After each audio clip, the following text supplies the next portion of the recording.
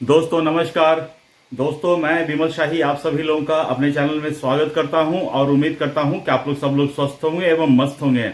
सभी राष्ट्रवादियों और सनातनियों को सबसे पहले तो हैप्पी दिवाली। और सबसे ये रिक्वेस्ट रहेगा कि आप लोग मेरे चैनल को सब्सक्राइब कर लीजिए और वीडियो को लाइक एवं शेयर भी कीजिए। दोस्तों हम लोग बात करने जा रहे हैं बिहार विधानसभा चुनाव 2025 के बारे में। दोस्तों जैसा कि आप लोगों ने थंबनेल में देख लिया होगा कि आज हम ऐसे विधानसभा सीट की बात करने जा रहे हैं जहां पर महागठबंधन के कैंडिडेट्स आमने सामने हैं और महागठबंधन में अब तक सीटों का फाइनल बंटवारा हुआ नहीं है।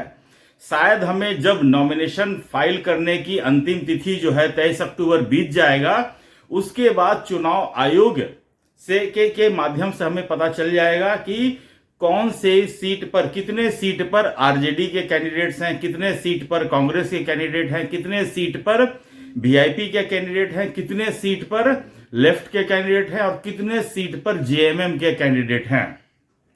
बहुत विकट कंफ्यूजन है दोस्तों। महागठबंधन में इतने दिनों से मीटिंग चल रही है, इतने दिनों से रैलियां पे रैलियां, यात्रा पे यात्रा हो रहा है, लेकिन जो काम सबसे पहले करना चाहिए था, सीट का बंटवारा का काम, वो अब तक महागठबंधन में नहीं हो पाया है। सोचिए बिहार के लोगों को किस लेवल का मूर्ख बनाया जा रहा है, बेवकूफ बनाया जा रहा है। अभी मैं 10 ऐसे सीटों का चर्चा करने जा रहा हूं जिस पर एनडीए के तो कैंडिडेट हैं ही, महागठबंधन में भी 2 पार्टियां हैं, वो भी आपस में भिड़ रही हैं। अब सोचिए जो वहां के मतदाता हैं उनके पास कितना कंफ्यूजन रहेगा, उनके पास मतलब कि कितना डायलेमा में रहेंगे वो कि किस कैंडिडेट को वोट दें, पता नहीं चलेगा। और इसी में अगर 2-4 हजार का वोट इधर से उधर होता है तो महागठबंधन की हार भी हो सकती है। तो जो महागठबंधन के जो नेता हैं, चाहे वो राहुल गांधी हो, चाहे तेजस्वी यादव हो, चाहे लेफ्ट वाले हो, चाहे मुकेश सहनी हो या फिर हेमंत सोरेन हो, इन सब ने आपस में कोई कम्युनिकेशन रखा ही नहीं। और जिसकी वजह से ऐसा हुआ है कि 10 महत्वपूर्ण सीटें ऐसी है जिस पर सभी मतलब कि एनडीए के साथ साथ महागठबंधन वालों ने भी अपने अपने कैंडिडेट्स का घोषणा कर दिया है। तो सबसे पहले एक बार देख लेते हैं कि वो कौन कौन सा महागठबंधन, कौन कौन सा सीट है जहां पर महागठबंधन के ही कैंडिडेट आमने सामने हैं। तो इसमें सबसे पहला नाम है वैशाली का सीट।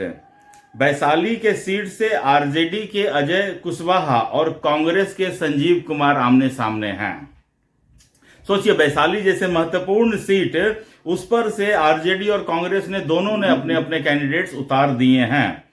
उसके बाद से तारापुर से आरजेडी के अरुण शाह और वीआईपी के सकलदेव बिंद, ये इन दोनों ने भी, वीआईपी ने भी अपने कैंडिडेट उतारे हैं और आरजेडी ने भी अपने कैंडिडेट उतार दिए हैं तारापुर से। उसके बाद दोस्तों अब आ जाता है बछवाड़ा की सीट।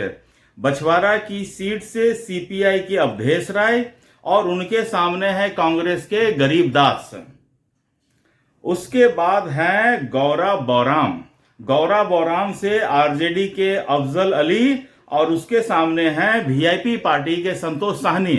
ये सीट बहुत इंपॉर्टेंट है दोस्तों, ये सीट वीआईपी की पसंदीदा सीट है। स्वयं मुकेश साहनी इस सीट से लड़ना चाहते थे, लेकिन आरजेडी ने दूसरे कैंडिडेट को उतार दिया और वीआईपी ने भी अपने भाई संतोष साहनी को उतार दिया है।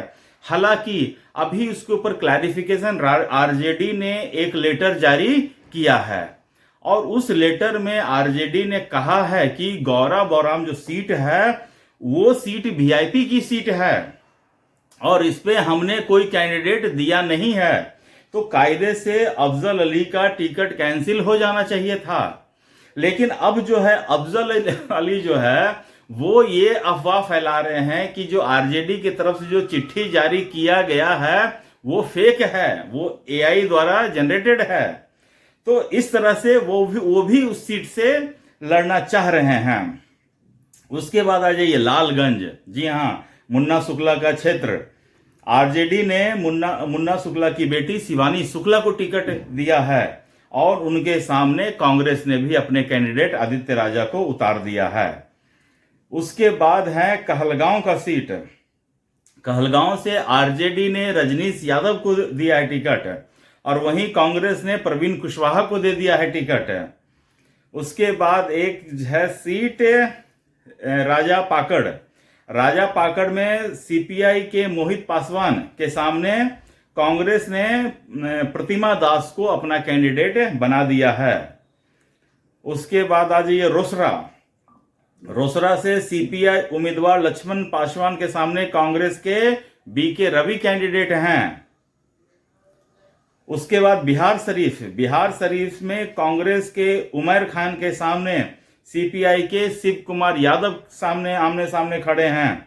और उसके बाद last but not the list Warisaliganj में आरजेडी ने बाहुबली अशोक महतो की पत्नी अनीता देवी को टिकट दिया है और वहीं कांग्रेस ने मंटन सिंह को भी टिकट वारसलीगंज का दे दिया है। तो इतने सारे सीट, इसके अलावा भी कई और सीट हैं दोस्तों जहां पर महागठबंधन के ही दो पार्टी आमने सामने अपने कैंडिडेट्स उतार रखे हैं। कितनी विचित्र स्थिति है। और ये लोग कह रहे हैं कि फ्रेंडली फाइट है। बताइए फ्रेंडली फाइट क्या होता है? जब इतना ही फ्रेंडली एटमॉस्फेयर में फ्रेंडली फाइट कर रहे हो तो फ्रेंडली एटमॉस्फेयर में सीट बांट लेते कि हाँ भैया तुम ये 10 जगह है उसमें से ये कर आपस में बांट लेते। फ्रेंडली फाइट क्या होता है? फाइट होता है। उसमें फ्रेंडली जब बंटवारा करने का समय था तब फ्रेंडली एटमॉस्फेयर में बांट लिए होते तो समझ में आता है कि फ्रेंडली एटमॉस्फेयर में टिकट बटा है। अब टिकट सब अपना मन से जिसको जहां से मन किया कैंडिडेट उतार दिया है। कोई बैक करने को भी तैयार नहीं है कि कोई कदम पीछे खींचे, इसके लिए भी तैयार नहीं है। तो महागठबंधन ये जो है अपॉर्चुनिस्टिक लोगों का एक अलायंस है। उन्हें लग रहा है कि हम इस बार चुनाव जीत जाएंगे, इसीलिए कोई अपनी जो दावेदारी है किसी सीट पर छोड़ने को तैयार नहीं है। कहते हैं ना, लूट से पहले ही सब आपस में माल बांटना चाह रहे हैं, तो ही स्थिति है। वीआईपी को देखिए कितना सीट जीतेंगे, उसके लिए वो मतलब कि दावा कभी नहीं ठोक रहे हैं कि हाँ हम 15 में 15 सीट मिला है, हम 10 जीतेंगे 12 जीतेंगे, कभी नहीं। वो कह रहे हैं कि हम अभी भी डिप्टी सीएम बनेंगे। उनकी तो सुई डिप्टी सीएम पर जो अटकी है वो अब तक वहां से हिली नहीं है। बिहार के विकास के लिए महागठबंधन का कोई भी नेता रोल मॉडल प्रस्तुत करने में फेल रहा है। हाँ, बिहार को किस तरह लूटना है इसके लिए पूरी प्लानिंग तैयार कर रखी है। तेजस्वी यादव ने कहा है ना कि हम हर एक परिवार को एक सरकारी नौकरी देंगे, और एक लिस्ट में देख रहा था उसमें सरकारी नौकरी ये नहीं 2000-5000 सैलरी वाला, सैलरी रहेगा 40,000 मिनिमम। तो सोचिए 40,000 की सैलरी रहेगी तो सोचिए कितने लोगों का जमीन वो लिखवाएगा। सबसे बड़ा भूमाफिया तेजस्वी यादव बनना चाहता है बिहार में, मुझे जहां तक लग रहा है। तो जो आदमी नौकरी के लालच में आरजेडी को या महागठबंधन को वोट देने का सोच रहे हैं तो अपना कागज भी तैयार रखना जमीन का, ठीक है ना। अगर भाई के नाम पर है, बाप के नाम पर है तो अपने नाम पर करवा लेना, ताकि वो कागज जमा करोगे तो ही नौकरी मिलेगा, ठीक है। तो ये सारा चीज है महागठबंधन में। आपसी नूरा कुश्ती में इस बार महागठबंधन का सत्यानाश होने जा रहा है। आप ये आज नहीं देख रहे हैं, आप चुनाव नतीजा में देख लीजिएगा। आधा चुनाव आयोग ने जिस दिन से चुनाव की घोषणा की है उसके बाद कितने दिन बीत गए हैं, अभी तक महागठबंधन की तरफ से चुनाव प्रचार स्टार्ट हुआ नहीं है। हेलीकॉप्टर आकर रखा गया है, लेकिन हेलीकॉप्टर से अब तक किसी ने उड़ान नहीं भरी है। राहुल गांधी पता नहीं कहां ड्रग्स लेके बैठे हुए हैं, वो बिहार को देखने तक नहीं आ रहे हैं। उन्होंने बिहार को दूसरों को भरोसे छोड़ रखे हैं। तो जब जिनके नेता ही सीरियस नहीं है तो उनके कैंडिडेट के लिए बिहार की जनता सीरियस क्यों हो रही है, मुझे समझ में नहीं आ रहा है। बस इतनी ही सी बात है। तो जो नेता बिहार के डेवलपमेंट के लिए सीरियस है, जो आकर अपनी बातों को रख रहा है, जो जनता के बीच जा रहा है, उनको आप सीरियसली लीजिए और बाकी नेताओं के भरोसे आप मत रहिए।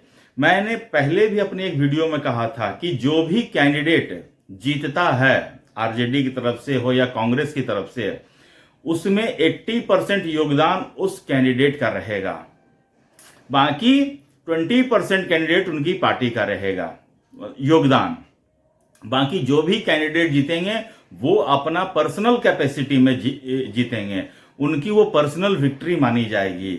आरजेडी की, कांग्रेस की कोई विक्ट्री नहीं मानी जाएगी। तो ऐसे ही नेता को जब पार्टी सहयोग नहीं देता है तो कल को दल बदल होता है, नेता टूटकर दूसरे दल में जाते हैं। ऐसे ही लोगों के कारण जब नेता ऐसे अपना निरंकुशता दिखाते हैं तो ऐसे जो उम्मीदवार होते हैं, विधायक होते हैं, वो टूटकर दूसरे दल में जाते हैं। तो नेताओं को ये सब चीज सोचना चाहिए। और अभी भी मैं कह रहा हूं, अगर नॉमिनेशन नाम वापस लेने का दिन है तो अपने अपने कैंडिडेट अभी भी फ्रेंडली एक टॉक करके अपने अपने जो कैंडिडेट, दो कैंडिडेट हैं, वहां से नाम वापस ले लें। तो दोस्तों, मुझे आज के लिए इतना ही अपडेट देना था। आप लोग अपना ख्याल रखिए, स्वस्थ रहिए, मस्त रहिए और दिवाली धूमधाम से मनाइए। जय श्री राम दोस्तों, बाय।